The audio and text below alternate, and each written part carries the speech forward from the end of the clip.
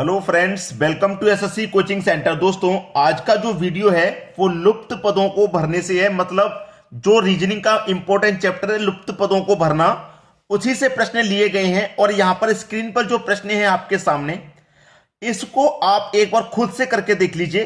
ये प्रश्न सी सेट 2012 का आया हुआ है और मैं आपके लिए वही प्रश्न लेकर के आता हूं जो परीक्षा में पूछे गए होते हैं। ठीक है, क्योंकि उससे एक आइडिया लग जाता है कि किस टाइप का पैटर्न परीक्षा में आता है, वो एक आइडिया लग जाता है। तो यहां पर ये प्रश्न 2012 का पूछा हुआ है, आज से कम 10-11 साल पहले का। 10-11 साल के पहले के प्रश्न को क्या आज आप कर पाएंगे?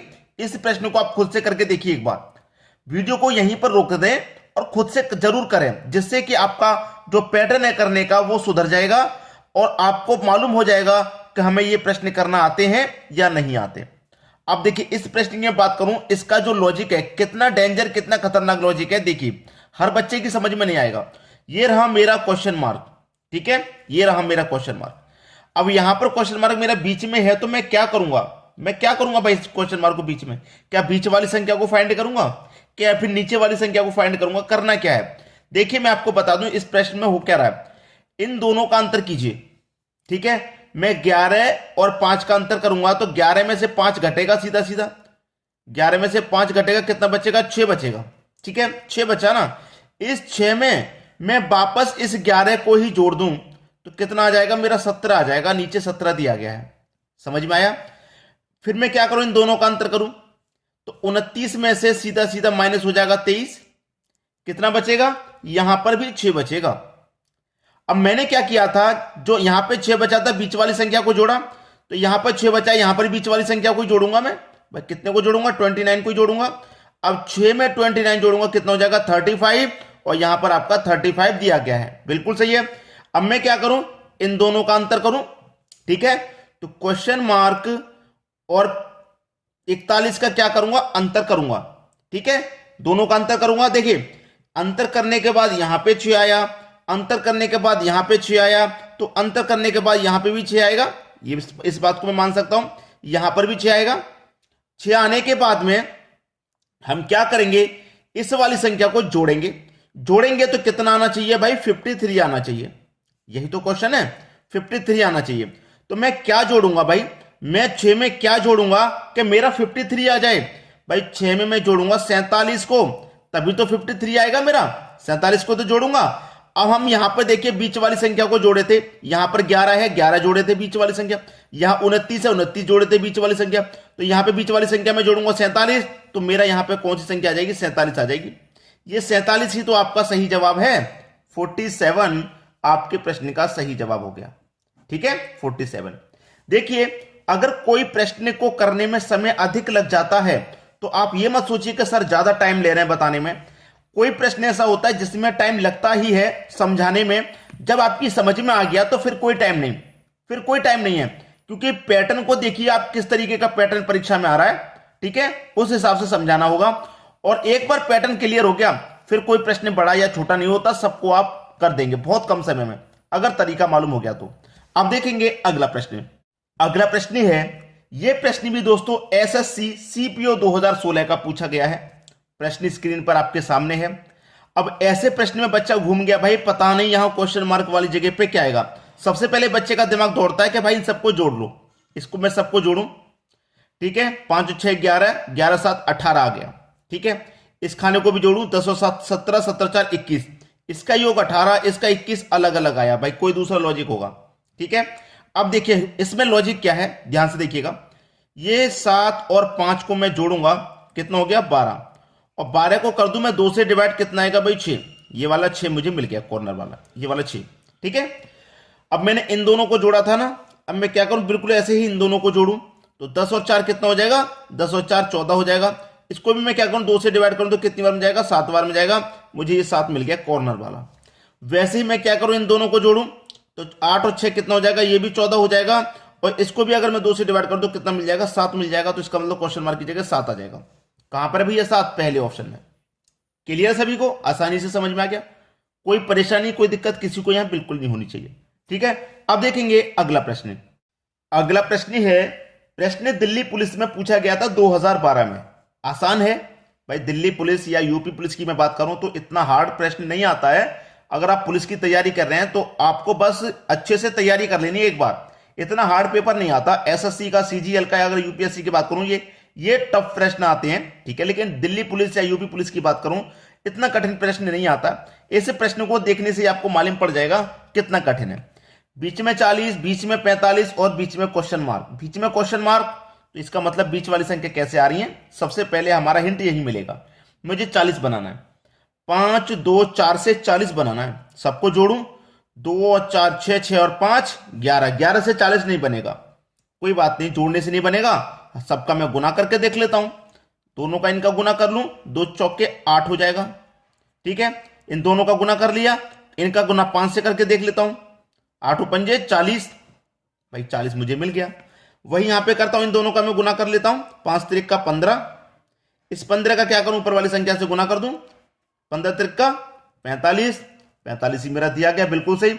वही यहां पे करता हूं इन दोनों का गुना, 6 कम 6, इसका मैं क्या करूंगा, ऊपर वाली संख्या से गुना, मतलब 4 से गुना, तो 6 चौके 24 हो जाएगा, मतलब कि सी ऑप्शन बिल्कुल सही। तो मैंने पहले ही बोला था कि दिल्ली पुलिस हो या यूपी पुलिस हो, प्रश्न इतना कठिन नहीं आता है, आसानी से आप बना लेंगे, ठीक है। अब देखेंगे अगला प्रश्न। अगला प्रश्न है, यह प्रश्न आरआरबी में पूछा गया था 2008 में, और बहुत सारे बच्चे आरआरबी की तैयारी करते हैं, बहुत मेहनत से तैयारी करते हैं, और देखिए किस तरीके का प्रश्न एग्जाम में पूछा गया है आरआरबी के में, ठीक है। अब बहुत सारी संख्याएं, पता नहीं कैसे लॉजिक बनेगा, इसका बनेगा या इन तीनों का बनेगा या फिर इनका बनेगा, कैसे बनेगा समझ में नहीं आता है जब इतनी सारी संख्या दे दी जाती हैं। तो इसका भी एक तरीका होता है कि आप सीक्वेंस वाइज चलें, एक तरफ से चलना होता है। एक तरफ से चलने का मतलब मेरा यह है कि अगर मैं ऐसे चलूं तो ऐसे 3 संख्या आ जाएंगी, ये ऐसे करके। अगर मैं ऐसे चलूं तो ऐसे 3 संख्या आ जाएंगी, ये ऐसे चलूंगा तो ऐसे ये वाली 3 संख्या आ जाएंगी, जैसे 4, 14 और 18, इस तरीके से संख्याएं आपकी आ जाएंगी, ठीक है। अब देखिए क्या रिलेशन है प्रश्न में, प्रश्न में क्या रिलेशन है वो देखिए। यहां पर मैं देखूंगा प्रश्न का रिलेशन कि अगर 10 और 18 है मेरे पास, 10 और 18 है, अगर मैं दोनों का क्या कर लूं अंतर, 18 में से 10 घट जाएगा, कितना बचेगा 8, 8 आपको मिल गया। तो ऐसे करके ये तीनों संख्याओं का रिलेशन बना, दोनों का अंतर किया मुझे 8 बन गया। अब मैं ऐसे दोनों का रिलेशन बनाता हूं ऐसे करके, तो 18 और 4 का अंतर करूंगा 14 हो जाएगा, और 14 ही मुझे यहां दिया गया। अब मैं ऐसे चलूं, 10 और 4 का अंतर करूंगा 6, 6 मुझे यहां दिया गया, समझ में आया। अब इनका अंतर करो, 22 और 14 का अंतर कितना होता है, 22 और 14 का अंतर 8, 8 ये दिया गया। अब ऐसे चलिए, 22 का और 8 का अंतर 14 होता है, 14 दिया गया है। ऐसे चलिए, 14 और 8 का अंतर 6 होता है, 6 दिया गया, ठीक है। वही ऐसे चलिए, 15 और 11 का अंतर 4, 4 दिया गया है। ऐसे चलिए, 11 और 5 का अंतर 6, 6 दिया गया है। अब इनका अंतर कर लो, 15 और 5 का अंतर 10, तो 10 आएगा यहां पे, भाई सी ऑप्शन सही हो गया। बहुत सारी संख्या दी जाती हैं तो उसमें सीक्वेंस वाइज चलना होता है एक तरफ से, या तो इन तीनों संख्याओं का बना लीजिए या फिर इन तीनों संख्याओं का बना लीजिए, इन तीनों संख्याओं का ऐसे करके चलिए आप, ठीक है। गुना करना पड़ेगा, प्लस करना पड़ेगा, माइनस करना पड़ेगा, कुछ भी करना पड़ेगा सीक्वेंस वाइज। अब देखेंगे अगला प्रश्न। अगला प्रश्न है, भाई देखिए प्रश्न कितना डेंजर तरीके से, बहुत अच्छे तरीके से सेट करके दिया है। यहां पर मिसिंग नंबर ये रहा, यहां पे कौन सी संख्या आएगी वो आपको बताना है, ठीक है। बहुत अच्छे तरीके से पैटर्न सेट किया है। अब इसमें बहुत सारे बच्चे कंफ्यूज हो जाते हैं, भाई पता नहीं किस तरीके से पैटर्न बनेगा, पता नहीं किस तरीके से। मैं आपको बताता हूं सोचने का तरीका, किस तरीके से प्रश्न के बारे में सोचना है। अब देखिए यहां पे जो प्रश्न है ना, अब आपको सोचेंगे, देखिए ये वाला ब्लॉक अलग कीजिए आप, ये वाला ब्लॉक अलग करेंगे, इसमें ये तीनों संख्याएं। ऐसे ये वाला ब्लॉक आप अलग करेंगे, इसमें भी ये तीनों संख्याएं। अब ये नीचे वाला ब्लॉक आप अलग करेंगे और ये नीचे वाला ब्लॉक आप अलग करेंगे, ठीक है। इस तरीके से बनाते हैं। तो सबसे पहले मैं बनाता हूं इस वाले ब्लॉक का, ऐसे ये 3 संख्याएं, तो मेरे पास 2 और 4 और 20 है। तो मैं क्या करूं, अगर 2 का स्क्वायर कर दूंगा 4 और 4 का स्क्वायर कर दूंगा 16 और दोनों को जोड़ दूंगा तो मुझे 20 मिल जाएगा, ये वाला। तो ये वाला पैटर्न सॉल्व हो गया, ये वाला ब्लॉक सॉल्व हो गया। बिल्कुल उसी तरीके से वाला पैटर्न सॉल्व कीजिए।